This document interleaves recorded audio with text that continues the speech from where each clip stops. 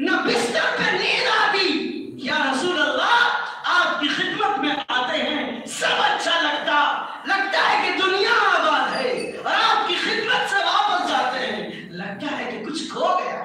کچھ گم ہو گیا، کچھ لٹ گیا ہے، میں پٹ گیا ہوں، میں کٹ گیا ہوں. لوگوں جو دولت نصیب ہوئی تھی ان کو، ایک موقع پہ امیر المؤمنین سیدنا عمر فاروق رضی اللہ عنہ نے ارشاد فرمایا انا کنا افضل قوم یا اذل قوم. بے شک ہم کمزور لوگ تھے، ہم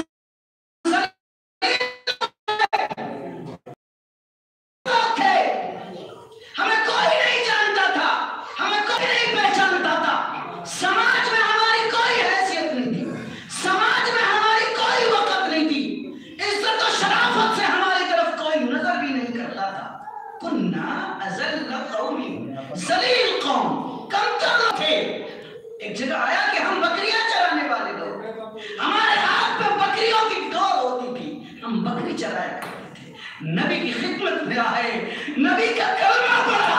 ایمان کا کلمہ پڑھا، اسلام کا کلمہ پڑھا. قد اعزنا اللہ بالاسلام. ہم نے جس دن سے ایمان اسلام تھاما، جس دن سے اسلام کو اپنی زندگی کا نصب العین بنا لیا، ہم نے جب سے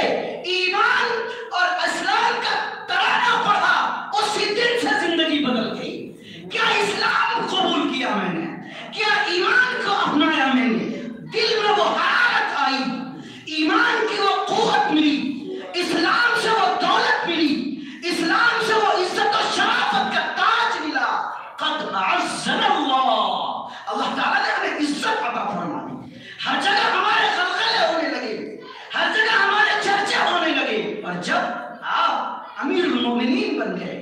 سیدنا عمر فاروق رضی اللہ عنہ امیر المومنین بن گئے، آپ کرسیل والو، آپ دماغ میں ٹھان لو، اگر تمہیں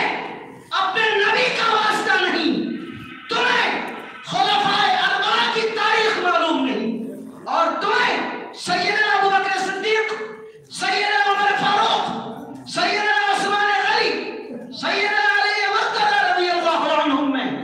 بطور خاص سیدنا عمر فاروق رضی اللہ عنہ کی جرأت، آپ کی عظیمت، آپ کی بے باکی، آپ کی قوت اور آپ کے کوڑے اگر یاد نہیں ہیں،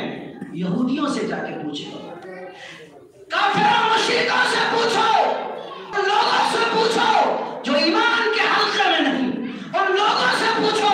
جو اسلام کے حلقے میں نہیں، ان لوگوں سے پوچھو جو دین کے دشمن، جو قرآن کے دشمن، جو نبی کے دشمن، جو شریعت کے دشمن، جو مسجد کے دشمن، جو مدرسے کے دشمن، جو مولوی کا دشمن، جو حافظ کا دشمن، جو قاری و مفتی و قاضی کا دشمن، جو داعی کا دشمن، جو ٹوپی کا دشمن، جو ایمانی اسلامی کتابوں کا دشمن، جو مسجدوں کے لوٹوں کا دشمن، مسجدوں کے مینار کا دشمن، مسجدوں کی اذان کا دشمن، مقابر کا دشمن، اسلامی معابد کا دشمن، حتیٰ کہ قبرستانی مسلمان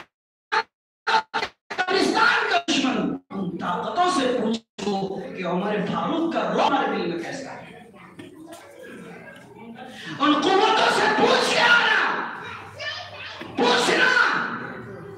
امریکیوں سے پوچھنا، روسیوں سے پوچھنا، چائنیز سے پوچھنا، برطانویوں سے پوچھنا،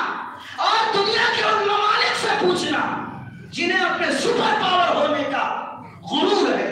جنہیں اپنے آپ کو دنیا کے مضبوط ترین فوجی ملک یا ممالک ہونے کا گھمنڈ ہے. وہ سمجھتے ہیں کہ ہم دنیا کے سپر پاور لوگ ہیں، ہماری حکومت ہے، ہماری فوج ہے، ہم قوت والے، ہم روب والے، ہم سرخنا لوگ ہیں. ابو بکر صدیق رضی اللہ عنہ، عمر فاروق رضی اللہ عنہ اور خلفائے اربعہ کے زمانے میں جو تعمیری کام ہوئے، تعلیمی کام ہوئے، تربیتی کام ہوئے، ایمانی پھیلاؤ ہوا، اسلامی نشو